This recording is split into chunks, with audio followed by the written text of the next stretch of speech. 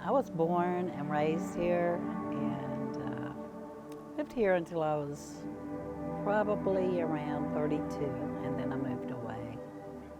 And I always end up coming back and moving away, coming back and moving away. I had rented there like January or February was like 2.5 years, and no one had told me that that rental specifically was going to be sold. They only stated that the one next door was up for sale. And so then on January the 19th, I get a phone call that morning, and it's the landlord, and she says, "Rita, I have some news for you." And I thought, well, she sounds kind of happy, but what kind of happy news would she have for me? And she says, "The house has been sold. You're going to have to find a new place to live." And I'm like, I just went into shock.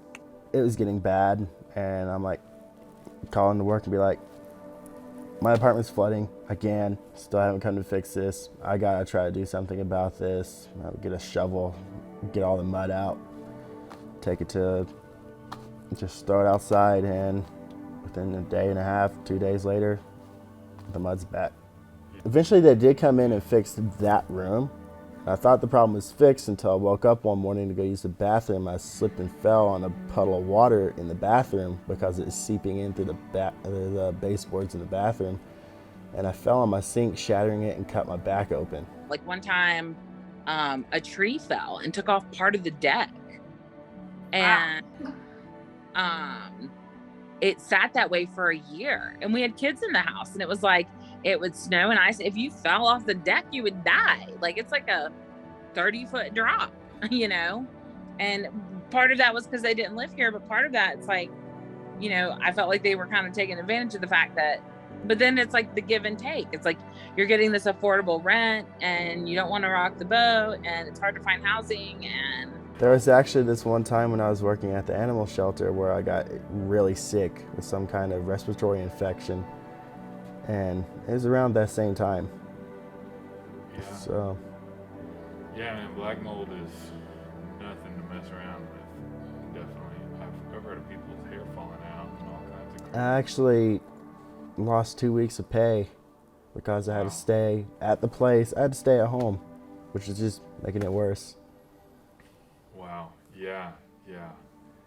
The second thing the next thing that really happened big was the large, like half the house, the floor was gone. Wow. From the kitchen all the way to the main bathroom for the house. And how are y'all able to get from here to there? Sort of stepping on the joists? Or it was, yeah, we would focus most of our pressure on the joists. She fell through them just as much as I did, just because we would forget that the hole was in the bedroom. That was the problem. That was one that I tripped. I fell through it twice, not just forgetting that it was there because it was an everyday thing. Yeah. And just moving through that, about to hop in the shower or something like that, and accidentally step in the hole and go straight through. Yeah. Just feel like because we are on government assistance, low income, that we're just looked over. Yeah. And the cost of living is high, and it's going up more, but they're getting paid, and you pay your portion of the rent that you have to pay.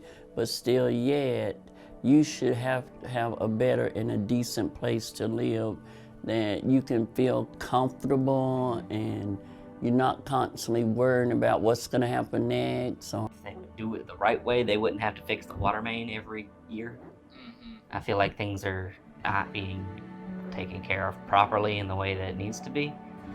How many times a year do you think the water is shut off?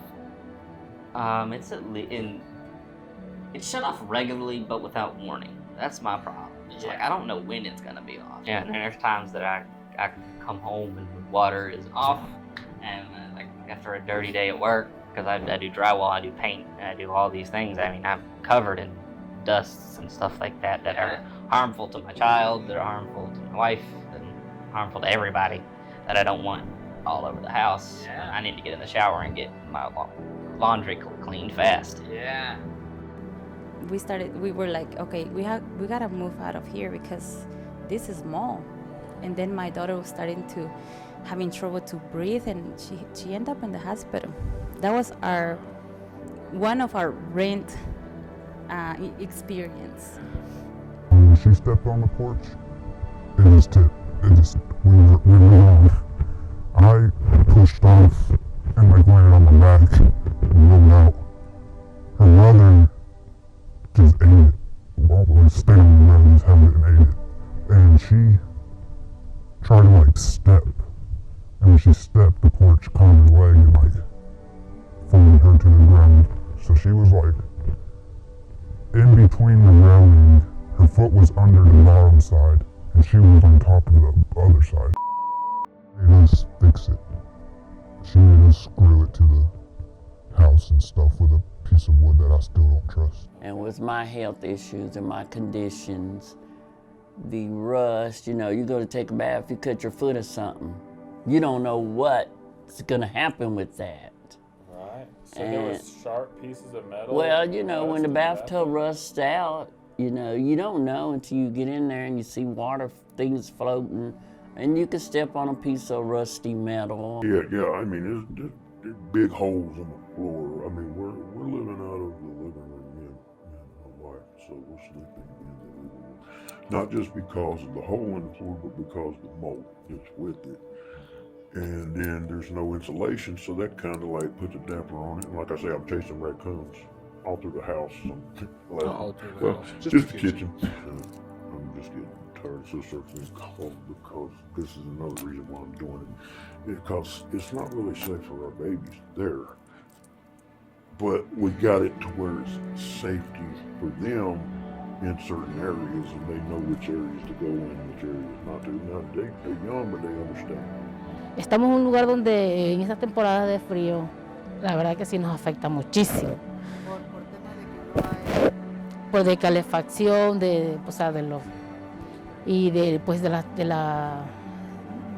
precisamente de lo económico, porque pues no, si tienes para una cosa no puedes tener para la otra, y así nos las vamos llevando poco a poco. Y sí, estamos en un lugar donde hace mucho frío, pero ahí estamos, gracias a Dios, ahí estamos todavía. Y por eso seguimos buscando ese apoyo de poder encontrar un lugar. You have kids, the stress level goes to a whole new level, because it's like you can go and sleep in the car if you want to, but you have kids, you cannot put them to sleep in the car. So it was a very stressful situation. After not living there, I mean, it was like a revamp of life. You all of a sudden had all this energy. You didn't feel sick every day. I like my headaches stopped. I mean, I didn't realize how sick that house was making me.